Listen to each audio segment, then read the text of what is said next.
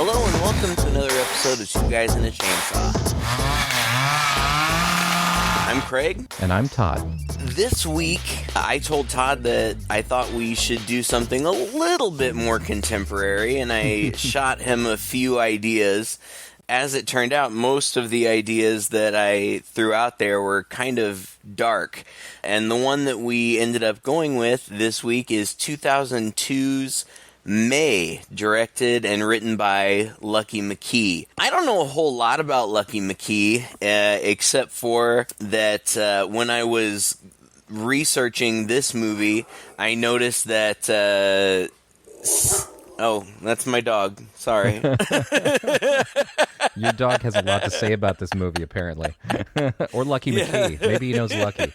It sounds kind of like a dog's name, doesn't it? Lucky McKee. Yeah.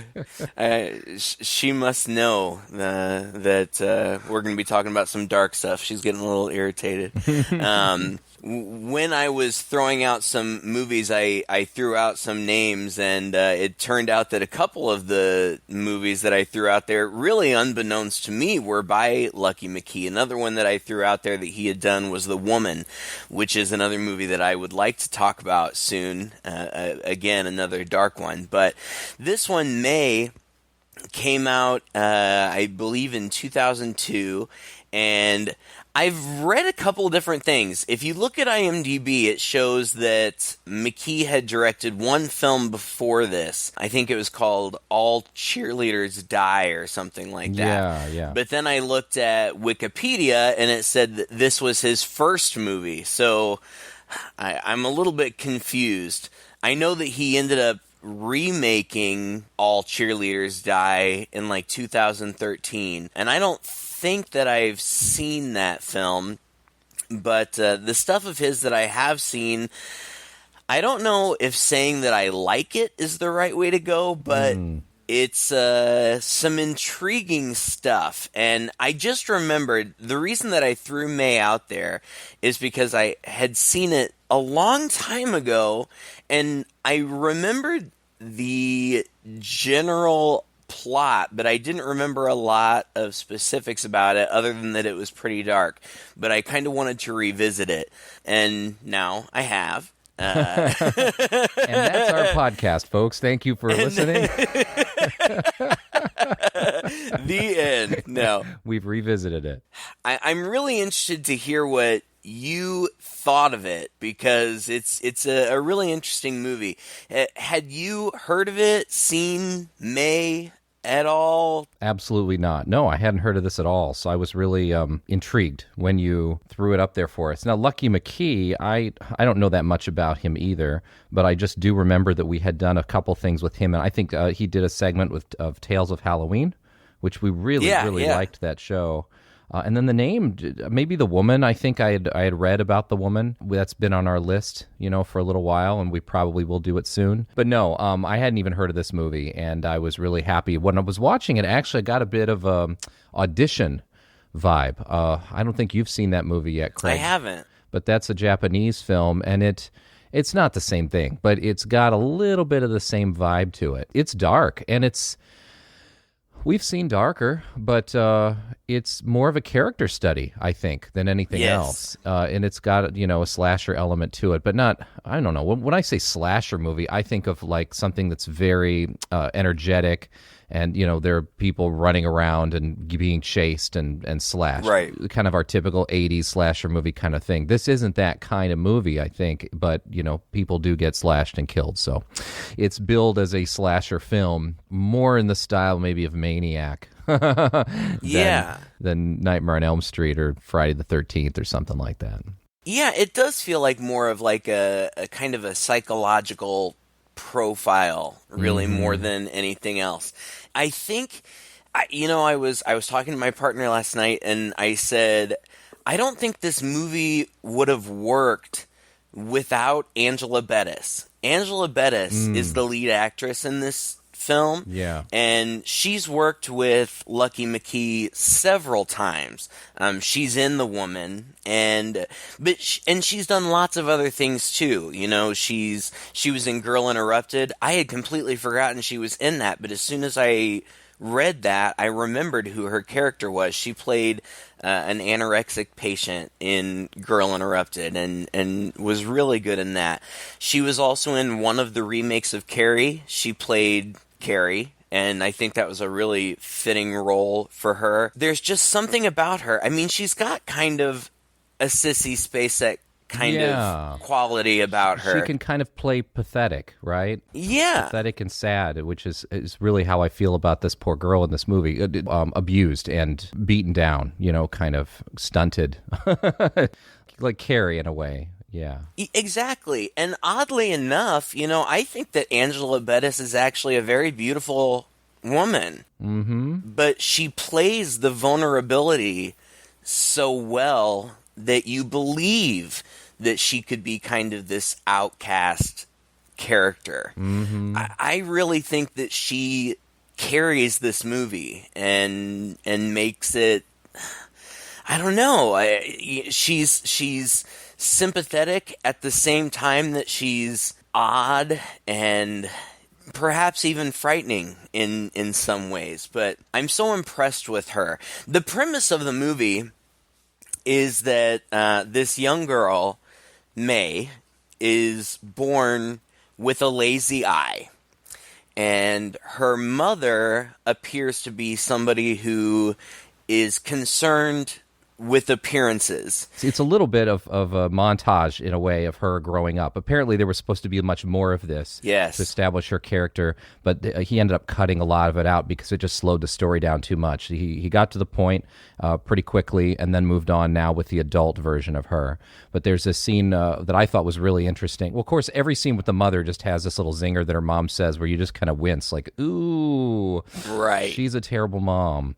And one of them is, she has to wear an eye patch over one of her eyes. I think it's to try to train the lazy eye. Uh-huh.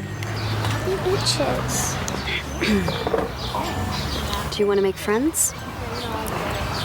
Then keep it covered.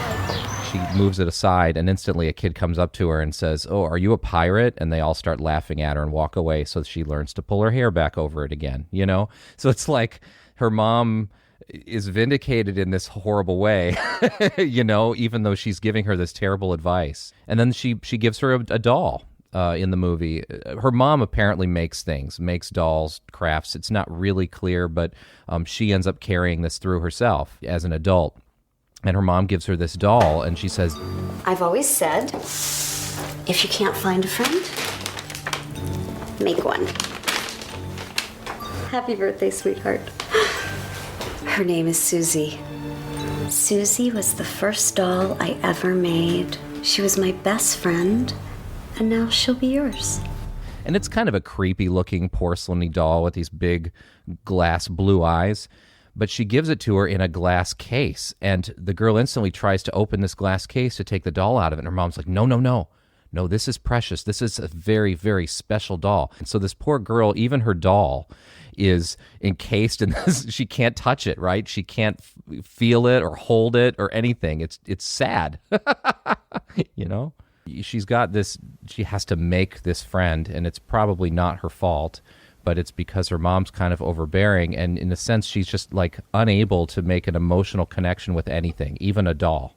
Right. She's prevented from having any kind of contact with it, and so it's really, the doll really, I think, kind of becomes a symbol, really, for her in the movie, just boxed off from the world, kind of in her own little glass cage, and unable to reach out of it, right? Except just stare out like the doll does, and that's kind of what her character does, is stares around a lot.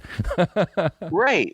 And like you said, they did initially try to establish more with her as a kid, but it just drug out too long. I guess they decided, and I think I agree. I think that it was wise to just get to her as a young adult. How old do you think she's supposed to be? Like 20? Yeah, maybe 20. Like out of high school, but not too far out of high school. Maybe maybe like 20, 21 or 22. Yeah, somewhere in there. She works in an animal hospital. Before we move on, the very, very, very first thing that we see is her standing in front of a mirror covering one of her eyes, and you see blood, and she's weeping. And then it cuts immediately away from that into, her youth story. Of course, obviously, from the beginning, we're going to be building up to that point. We don't know what's going on. But she talks immediately about how she looks at the world and she looks at other people, and she says, you see people and you see parts of them that you really, really like. But then once you get to know them, you start to see parts that you don't like. Yeah. And that really becomes, a major issue for her. Pretty much right from the beginning, sees this guy. And when I say sees this guy, I mean, that's literally it. I mean, she just sees him from a distance, and his name is Adam, and he's a mechanic, I think. And he's played by Jeremy Sisto, who has done a lot of things. He was in Wrong Turn. He was in Clueless. A very recognizable guy. In fact, I may be making this up, but I don't think so. I think that he was cast in the Leonardo DiCaprio role in Titanic before he was eventually turned down, and Leo got it. I think I remember reading that. Wow. Don't quote me on it. But anyway, she sees him and she just is immediately infatuated with his hands. She just loves his hands. A lot of what we get from her in the beginning is just kind of her inner monologue, where she really just wants a friend. I think she says to her doll or says to herself, I need a real friend. She wears these glasses that correct her lazy eye. And we see very early on that she also gets corrective contacts that correct her eye. It's just such a difficult dynamic to describe, because she's supposed to be awkward and strange, and she is, but at the same time, from a purely physical perspective, she's not an unattractive person. No.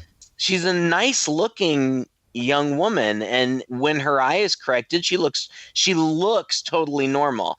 Now, she doesn't act totally normal. She's a little bit off, but she looks normal. And so you could understand how people would find her interesting, attractive, appealing. But we have more insight kind of into her inner monologue, which, I don't know, gosh, it's so hard to describe. It's just such a strange dynamic. And that, to me, is kind of what makes the movie fascinating. Yeah, she's a pretty person, but like you said, she's a little awkward and shy, and she stares at the world. And so it also makes her easy to be a victim as well, easy for people to prey on her. And I think there's also just this feeling of dread that I get in the beginning of the movie. It's like Carrie, it's like, oh my gosh, I'm going to watch this poor girl have people take advantage of her. And I think that also permeates the movie and gives you a lot more sympathy for her as well, and provides a good counterbalance for some of the weird, kind of twisted things that she kind of... And the movie's really good, I think, about peeling back these layers of her onion slowly and not really hitting you with it all at once.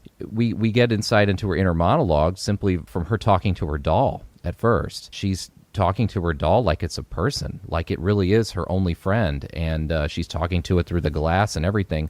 And you can see that she's picked up on her mom's craftiness or whatever, and she also makes things, makes dolls and whatnot. She has an interesting friend at work. Let's just put it that way. It's so funny because we picked this, and then I, went to IMDb, as I usually do, to see who was in it and who directed it. And I saw that Anna Faris was in this movie. Yeah. And I had completely forgotten. I had no idea. This has to have been one of the first things that she ever did. Well, she's done like 3 or 4. She did Scary Movie and Scary Movie 2 before she did this, but oh wow, yeah. But I had just completely forgotten that she was in it. I love her. I think that she's hilarious. Obviously she's not playing it for the comedy here, but she is the receptionist at the animal hospital that May works at.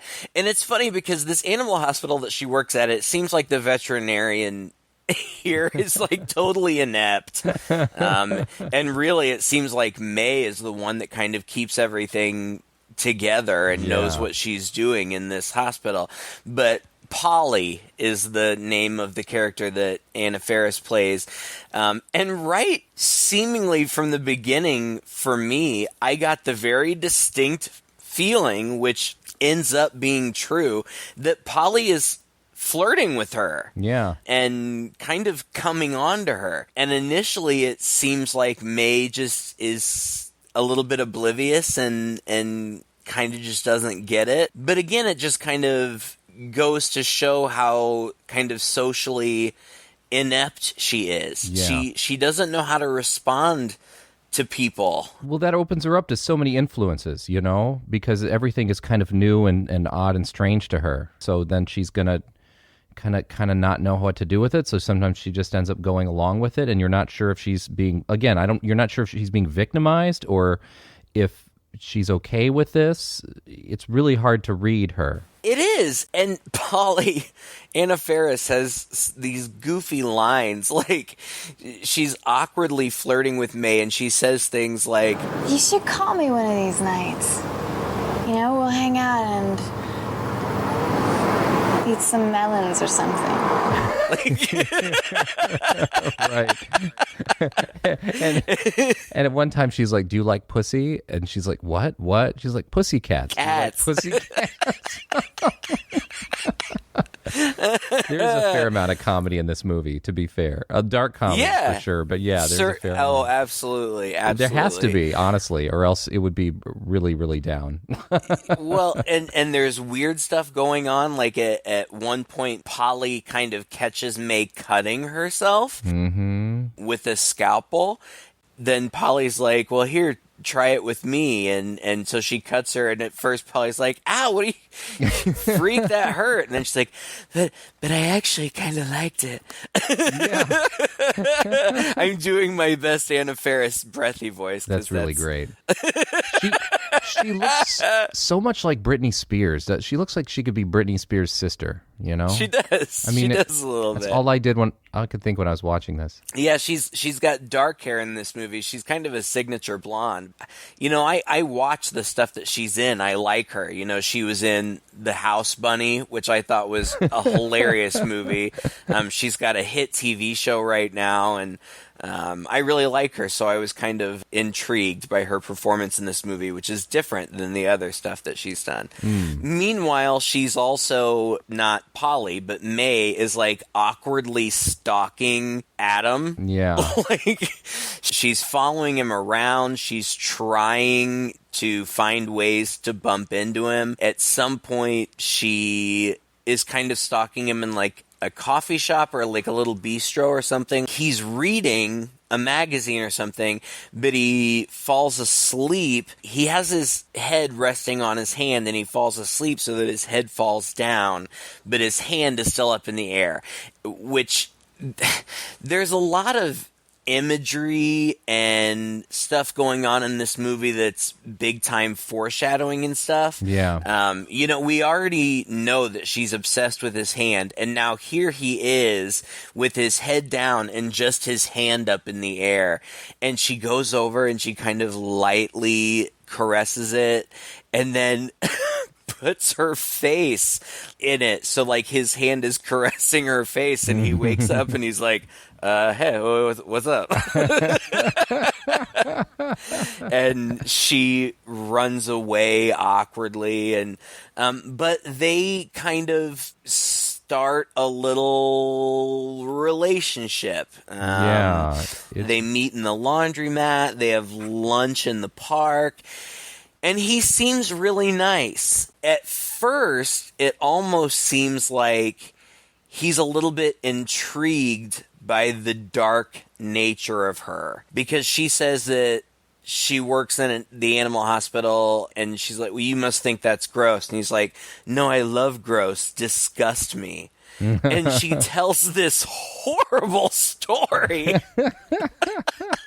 about this dog that they worked on, and they stitched up with the wrong sutures, and like all its innards fell out, and she had to like fix it or whatever. And it's he kind of is looking at her like, what is wrong with you?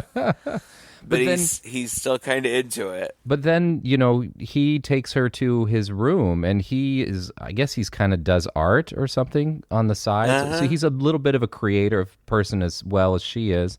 And kind of like her, his art is a little on the dark side. It's like 90s goth type stuff, where he's got cutouts of things and nails glued to stuff, and he shows this to this room to her, and he asks her, "Does this scare you? Do you think this is weird?" And she's like, "No, I think it's cool."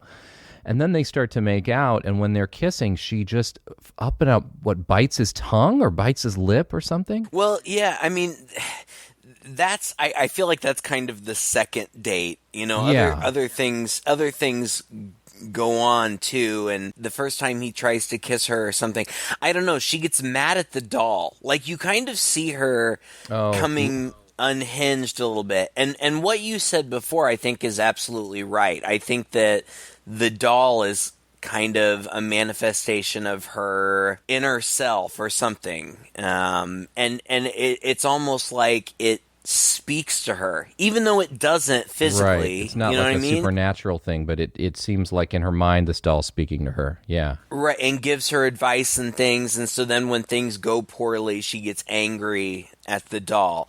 But you're right. Eventually, they do have the date, and the thing is, when they have this date, he tells her that he's just finished working on a movie. He says that when he was in college that he had been interested in filmmaking, but he dropped out of college and he's just now put the finishing touches on his movie.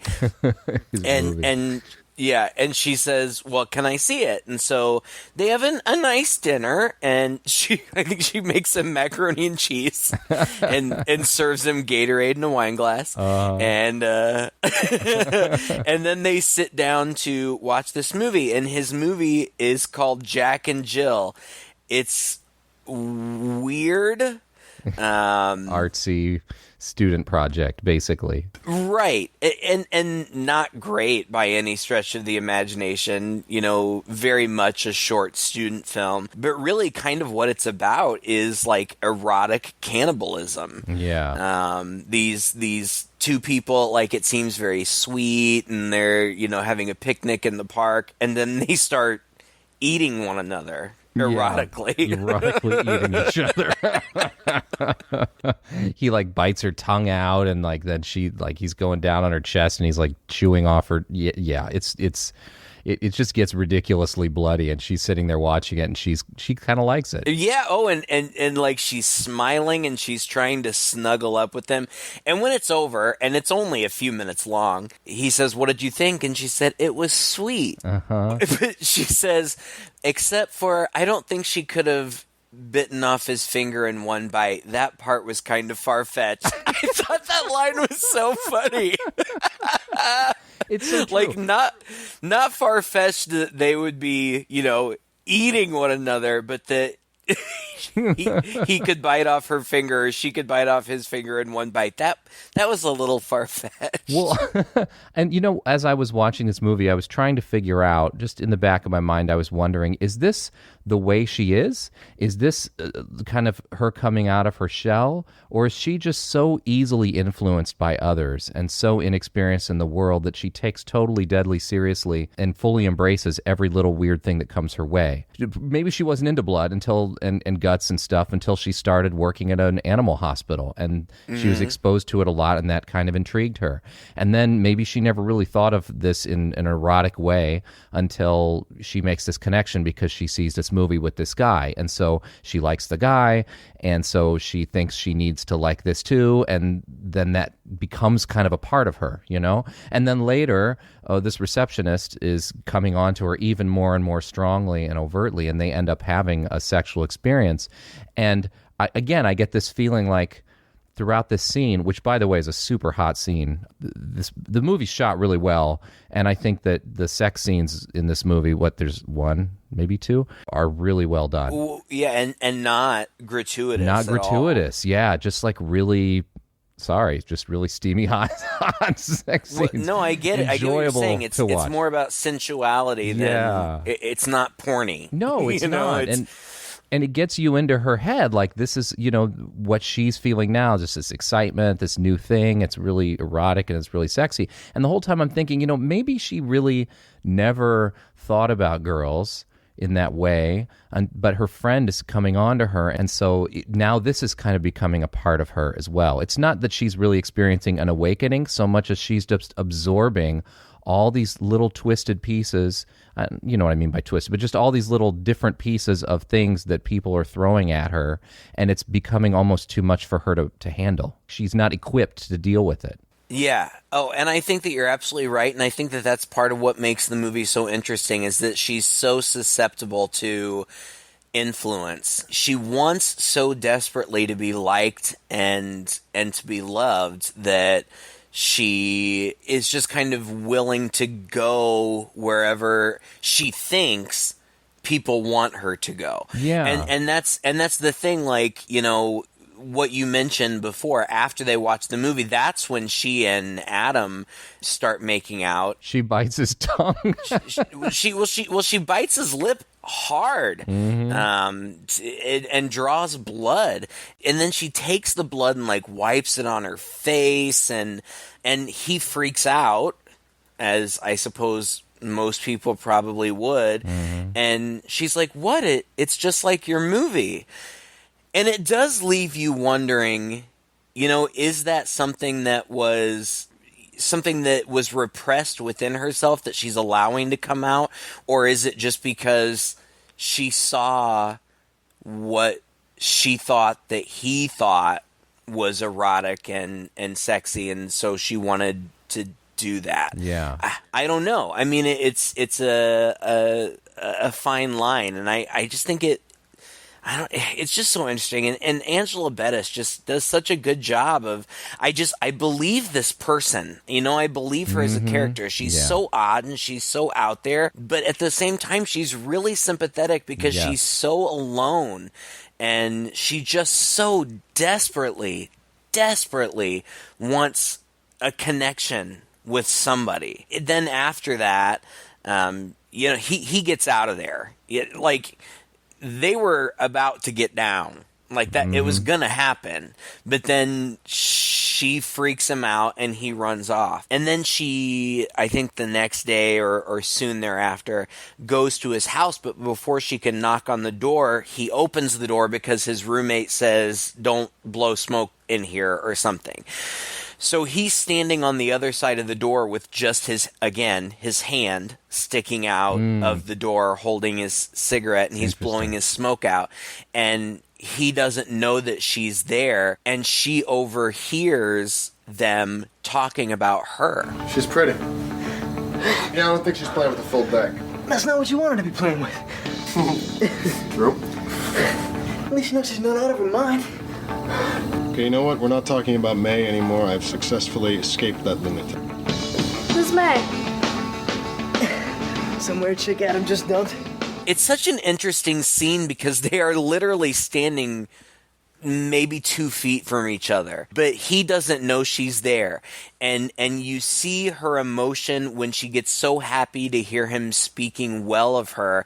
And then when he calls her crazy, her look just totally changes, and you can just she's devastated. Yeah, it's heartbreaking. It is heartbreaking. And that's kind of when she more or less ends up falling into the arms of the girl at work, Polly, right. Who's been coming on to her in a totally different way. She's very overt. She's really, and you feel bad for her too, because you could see that Polly's really probably just playing with her. I mean, Polly's totally hot, and you get the sense that she sees her as a plaything. A challenge, maybe. Yeah. Fun little challenge experience. And so, they kind of have a moment where, it's very, well, they have sex, basically. But there's also an interesting moment when they're making out. May kind of seems like she's into it, and then she sees that Polly has, like, this big hairy mole on her finger. And she's totally intrigued by it. She's intrigued by it and maybe a little bit grossed out, I think, by it too.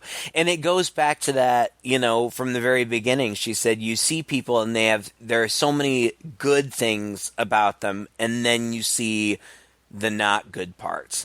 And in this case, it's purely physical, but it seems to bother her. Yeah, and she also was like really taken by her neck.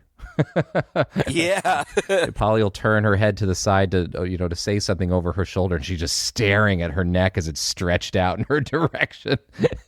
I think one of the very first things we hear her say to Polly, Polly's talking to her, and she just says to her, you have a beautiful neck. And Polly's like, well, thank you. It's all building to something, obviously. She notices specific things about people. She's infatuated with Adam's hands. She loves Polly's neck. And later, she goes to Polly's house, and Polly answers the door in a towel. And she hears another woman in there, and she can just see over Polly's shoulder nothing but two legs, just kind of kicking around. And Polly's like, "Oh, I just had to hit this. You're the one I'm really interested in, but who can turn down those legs?" At some point, she just has to cover up, like she adjusts Polly's arm in the doorway because Polly has a gown on, and she adjusts the gown so she doesn't have to see the other girl's legs because it's almost too much for her to handle. And of course, she cries and she sort of runs away.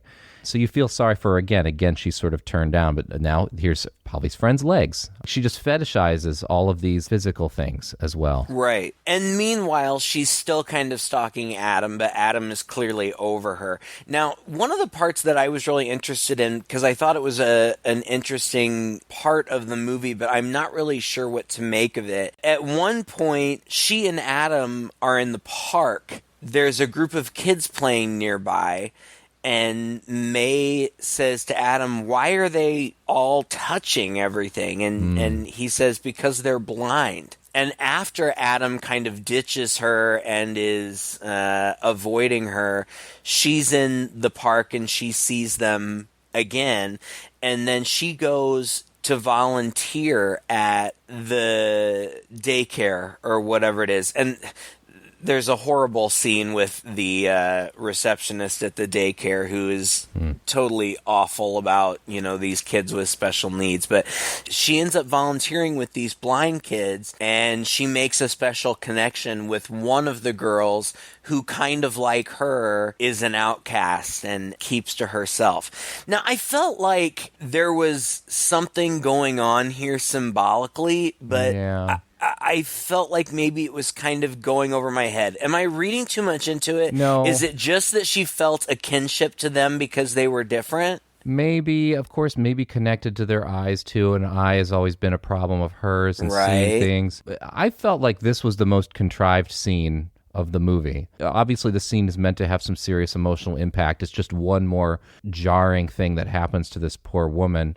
But yeah, she is playing with these kids, and she's attracted to that one girl, like you said, and then she decides she's going to bring her doll in and introduce the kids to the doll. But, of course, her doll is inside this glass case. So what do these kids who can't see do? They reach out and they feel, they touch things. And I kind of wonder, if you're going to look maybe for some hidden subtext here, is even these blind kids who cannot see can touch and feel things to make out their world. And this is the thing that she can't do, right? It's like, again, symbolically, she's been, this doll is boxed in. She can't even touch her own doll. But these girls, that's all they know. And so they end up shattering the case around this doll because they're trying to take it from her because they want to feel it. And she's like, no, you can't open it. You can't do that. It's going to ruin her or whatever. Right. She's special. She can't come out. And they're trying to do it. They're trying to get it out of her. And finally, it drops and it falls and it does shatter. But then the glass goes all over the floor. And as the kids are crawling around on the glass, they start getting cut and bleeding. And she's got blood on her face. And it's a little over the top, to be honest. And it's maybe trying a little too hard for the symbolism, I think. In a movie that otherwise was pretty believable, this is a really contrived scene, I think. But you're right. I think there's below the surface, there's something here talking about just how stunted she is.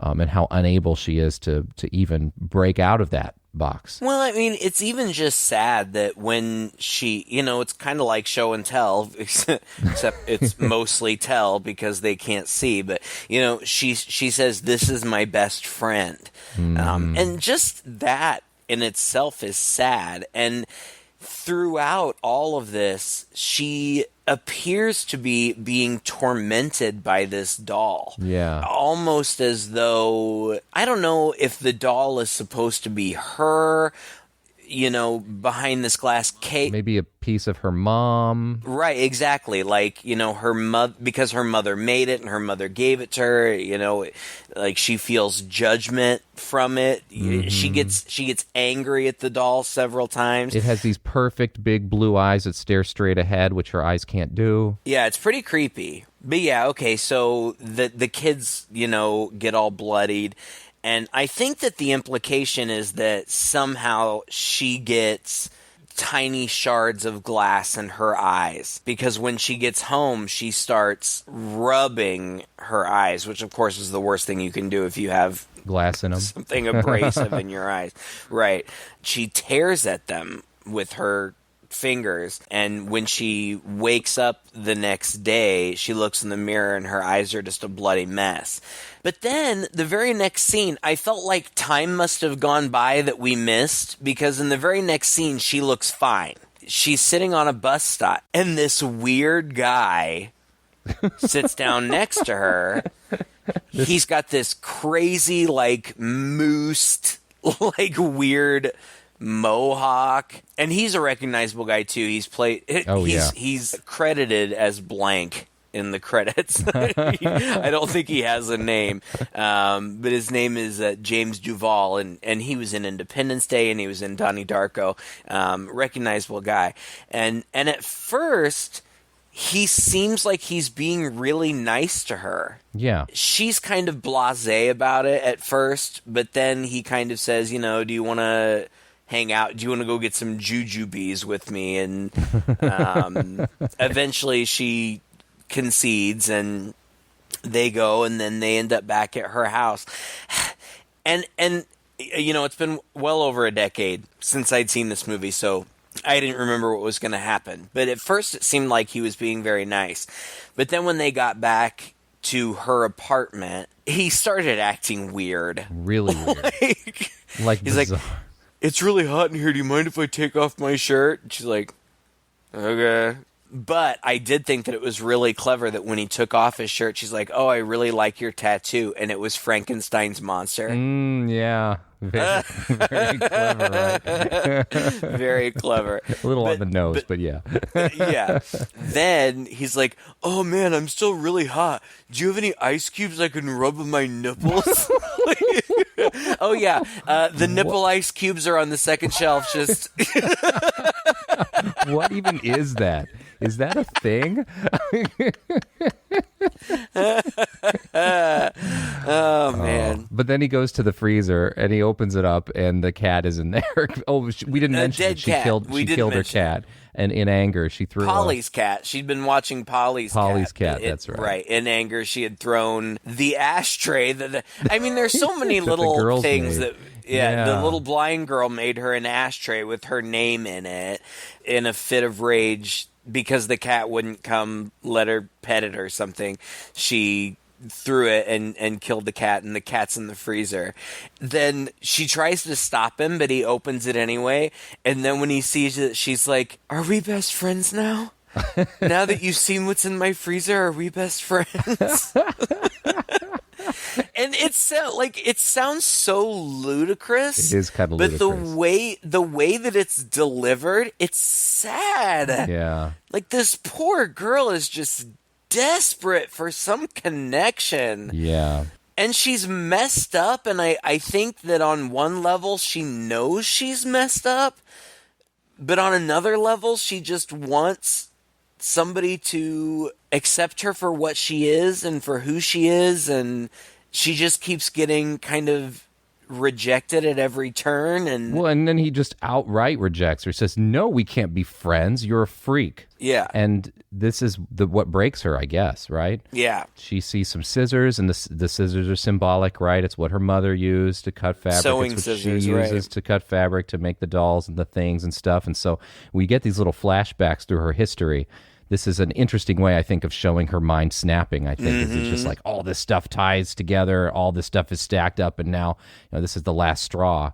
She grabs those scissors and just stabs the guy straight in the forehead. Through his hand. I thought that was really cool, like, because he puts his hands up, like, to protect himself, and she stabs through his hand into his skull, which, like, Could that really happen? I guess. I don't know. I don't know. I mean, sewing scissors are sharp. I don't know if you could go through somebody's skull, but, like, his hand is, like, pierced to his head, and then he's dead, and she's kind of covered in blood, and you do see all those very creepy flashbacks, which in the moment were mildly uncomfortable, but in the flashbacks, just piecing them all together, it just, wow, this is crazy. And then it just cuts back to her standing there kind of blank faced, and she just says, "I need more parts." And that was the first thing that she said to him when he had approached her at the bus stop. He's like, "Hey, what's up?"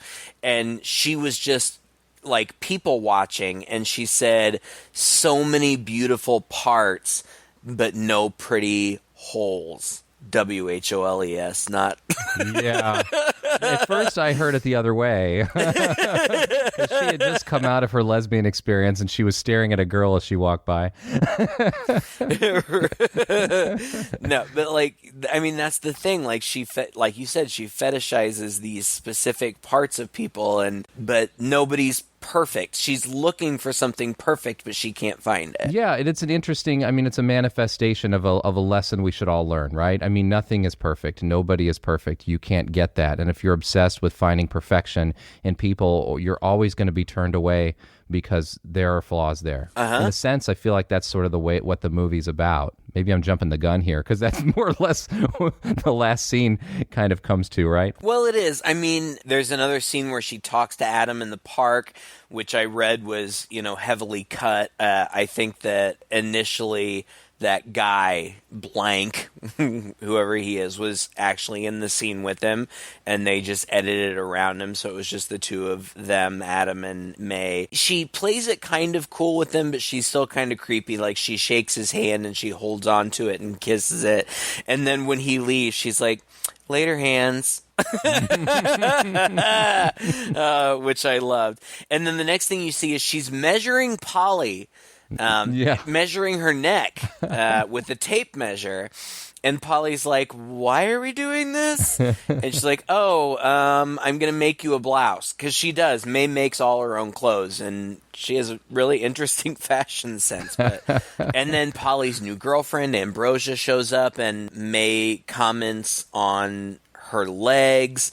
But she also says, as she's measuring Polly's neck, she notices that gross mole on her finger again. You ever thought of having this removed? My grandma said it's the imperfections that make you special. What do you think?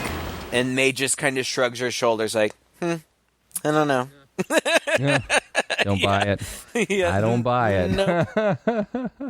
Well, it's an interesting thing coming from this girl, right? This girl who clearly, she's pretty perfect, except for that mole. Right. Whereas here's May, and her whole life she's been living with this imperfection that's more or less defined her and kept her from getting close to anybody. And so it's almost the same sense of people when they talk about the nobility of the poor. Okay, well, you've never been poor. It's real easy for you to talk about how noble it is. Poor people generally don't want to be poor. Sure. They don't feel noble at all. So it's very patronizing. And so in a sense, it feels a little, it's a nice sentiment and it's probably true, but coming from this girl to this girl, it sounds kind of patronizing, and she doesn't even know it, but it definitely would be received that way, I think. Yeah. Oh, yeah. I totally agree. I hadn't really thought of it that way, and because when May kind of just shrugs it off, you almost see Polly kind of questioning herself like, oh,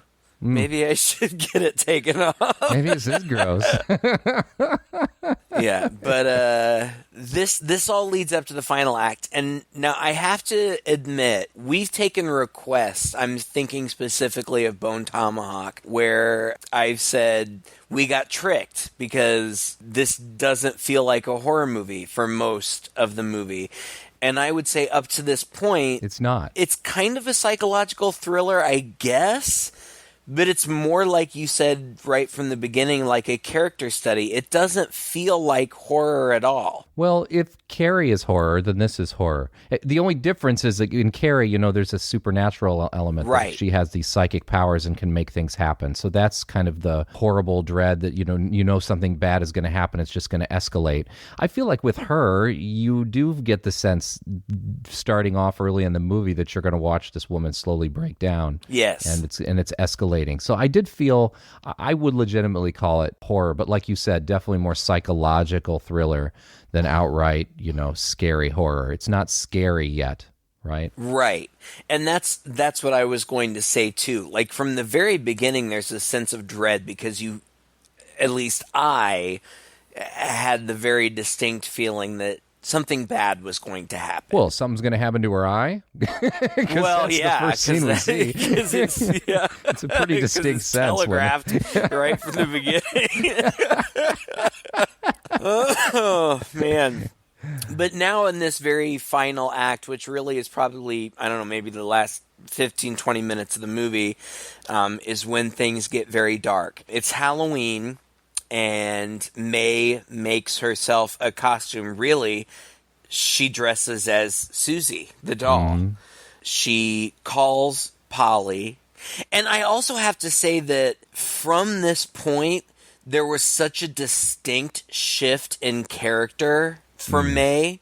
And I thought that Angela Bettis played it so well because it's really abrupt. And it's a distinct difference, but it didn't seem jarring to me. Yeah. It seemed like just now she is embracing something. And all of a sudden she's more confident. Yeah, more calculating, right? But also just she maintains that earlier part of herself where you just feel like some of her just not there. Mm-hmm. It's not this calculating like I'm going to do these mean things to people and get my revenge. It's just this sort of, hey, I've done this once. It worked out. I have an idea, and I'm just going to go through with it. Mm-hmm. That she just had enough space in her head for this kind of thing. And I think that's been built up. Of course, the movie, you buy it. I bought it, for sure. I did, too. It's not like she has some stunning physical transformation, but she does, she puts on some dark lipstick and she combs her hair down back behind her shoulders. And she just looks different. And she goes to Polly's house and under the ruse of having made her a blouse or whatever, they're sitting there together and May is sitting behind her as though she's going to put this blouse on her. But instead, she takes these two scalpels and puts them up to Polly's neck. And it's almost like it's an erotic game. Like Polly thinks it's an erotic game. And she says, I know you would never hurt me, May. Mm-hmm. And then May slits her throat. And I just found that moment so horrifying. Horrifying and satisfying because you see, Polly thinks it's an erotic game. Polly kind of got off on getting cut on her finger before. Mm-hmm. But then when May slices into her neck, you see this look of shock and horror on Polly's face. Like she really didn't see it coming. Yeah. Anna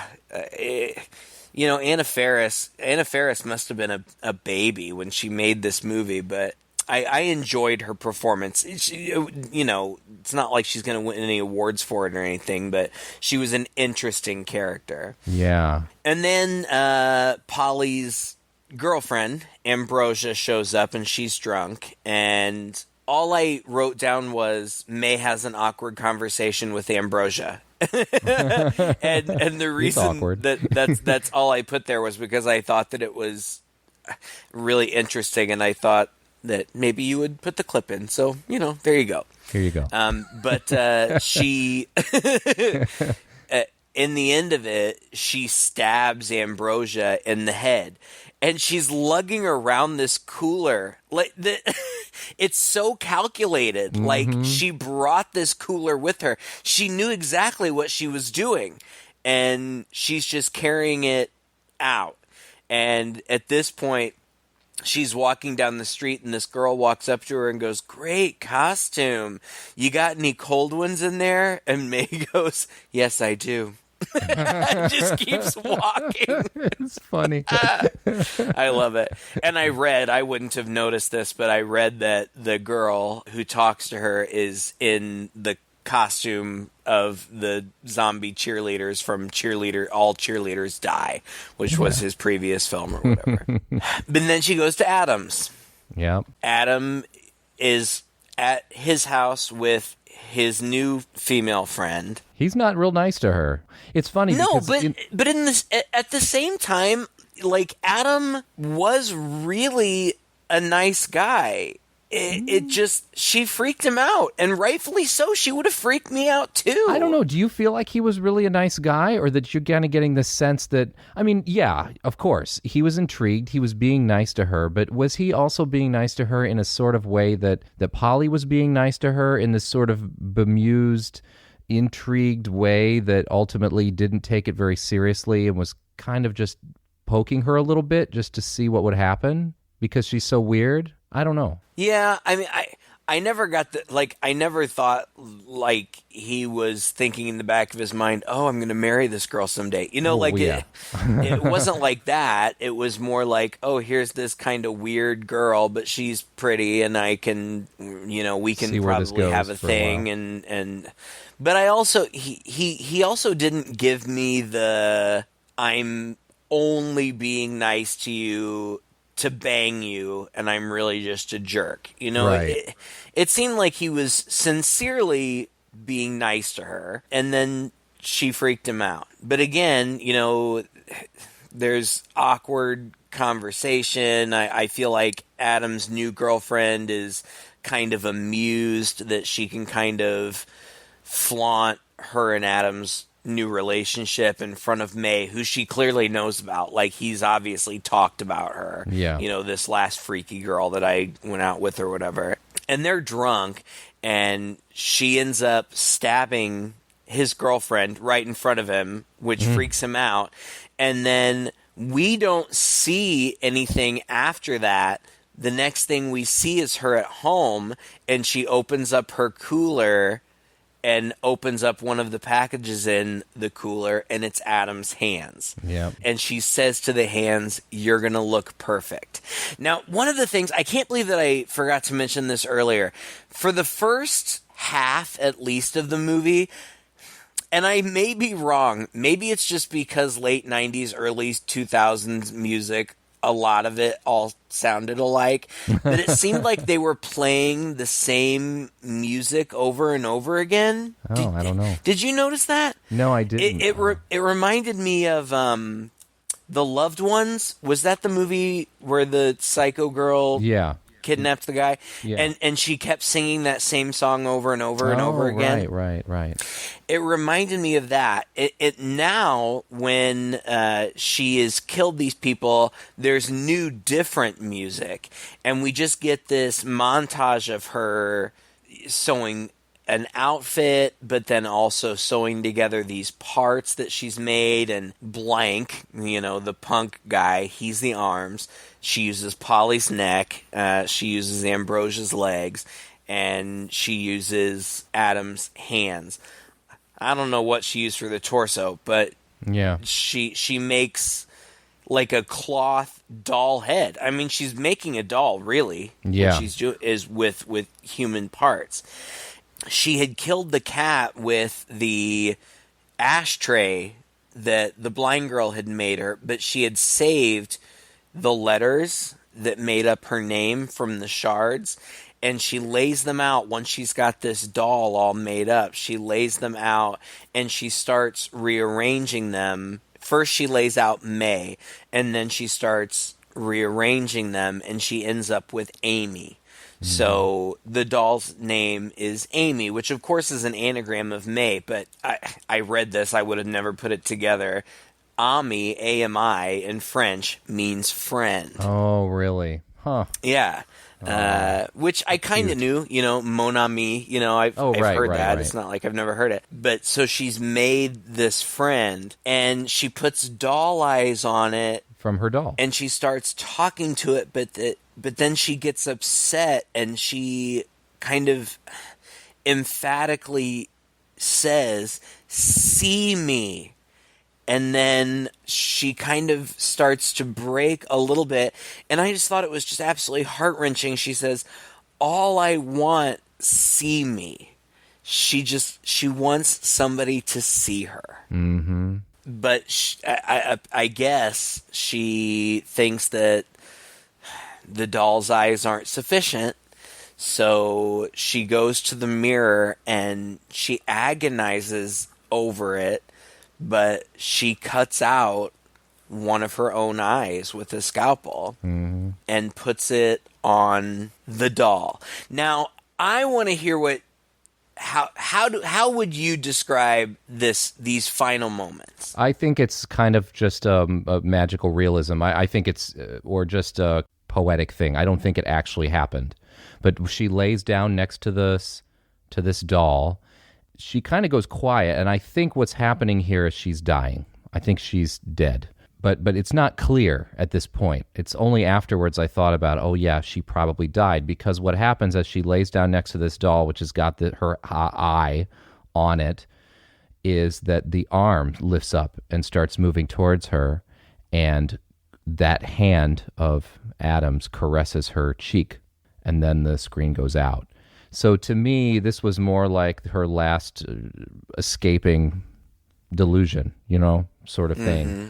I mean, you can interpret it that way. You can kind of interpret it as a magical realism kind of thing. You can kind of just interpret it as it's a poetic thing that the movie is doing, but it's not actually happening. It's just sort of a vision putting a cap on all this. She put together all of these perfect parts from these imperfect people, and she thought then that would be the perfect friend for her.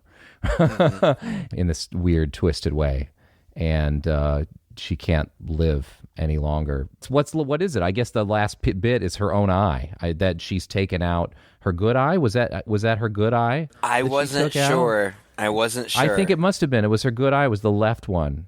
Yeah, it was the left one, and so she took it out and put that in the doll, and I guess that completed the doll. It was a perfect part, what she considered the perfect parts of everybody that she'd interacted with, including herself. So there she's one with the doll, I guess. It felt tragic to me. Yeah. It left me feeling, it's not like I went into a depression or anything, but it left me feeling very sad. And the movie overall, I think, just ultimately ends up being very sad. This poor, sad girl, who all she wanted was to connect with someone, anyone, and she never could do that until she created this Frankenstein's monster.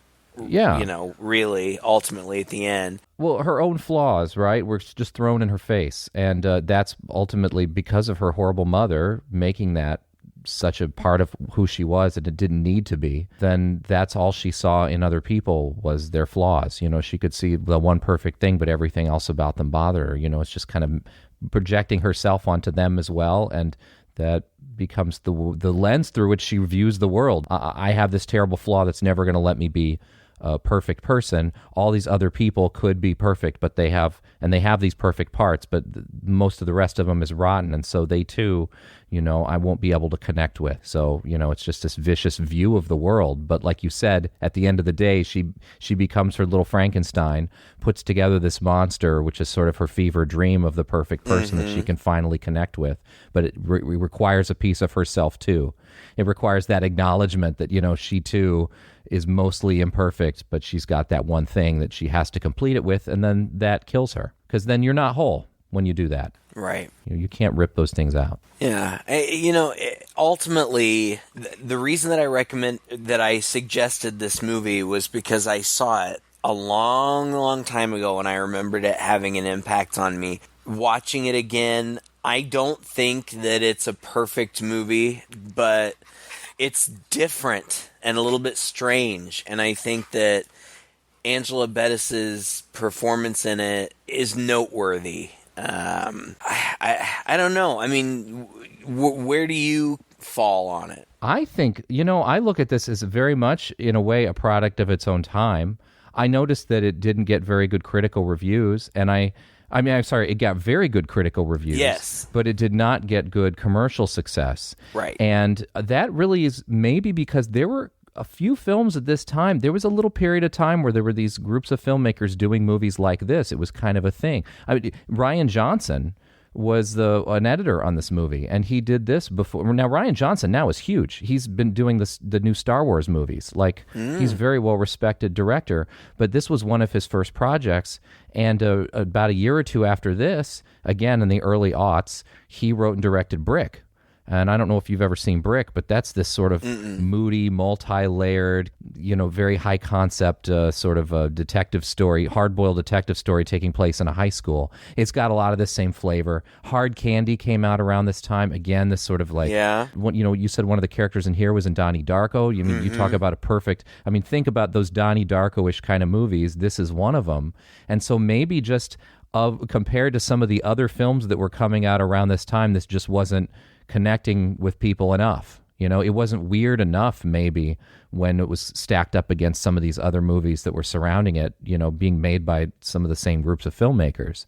And in this way, I feel like it actually stands the test of time. I think it probably, if I had seen and saw that this movie was made now, I would think, yeah, this is like it's kind of a throwback to those things. Audition, again, Japan, but the same deal. I think that came out in 1999, and it still has this same flavor to it.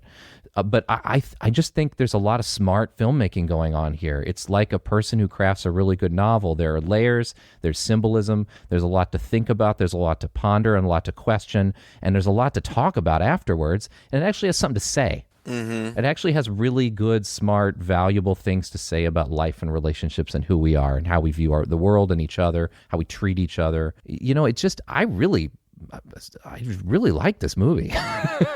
Well, good. I'm glad to hear it because I didn't know what you would think. It's different. It's very different from the type of fare that we usually talk about. But that's part of the reason that I wanted to do it too. I'm glad you enjoyed it. I did. And now we can cross it off the list. Yeah. It's been on our list for 4 years. Mm-hmm. We can cross it off now. We'll maybe just do a couple more dark films, maybe space them out a little bit. But I'd be interested in doing The Woman, very much so. Man. Yeah, I honestly, I didn't even realize that was Lucky McKee too, but now that I know that it is, it makes sense because he definitely has a dynamic. But I would say that movie is significantly darker than this one. Yeah. Well, let's do it. All right. Well, I'm glad you liked it. And folks, if you all haven't seen it, you can rent it on Amazon or on YouTube, either one. It's out there, and I would say check it out. But until that time, you can find all of our many, many back episodes all out over the interwebs. Just Google us. We're all over the place. Any place where you can find podcasts, you'll find us. We also have a webpage and a Facebook page, and we love hearing from you. If you have any comments, questions, recommendations, suggestions, anything along those lines, we really enjoy talking to those handful of you out there in the world who are listening. We enjoy talking to both of you. Thank you. Thank you to both our listeners. We could maybe buy them all, a meal at McDonald's sometime. Yeah, and we'll take you out for a slushy or something. They'd all fit in a van pulled up to Sonic, wouldn't they? All right, until next week, I am Craig. And I'm Todd. With Two Guys and a Chainsaw.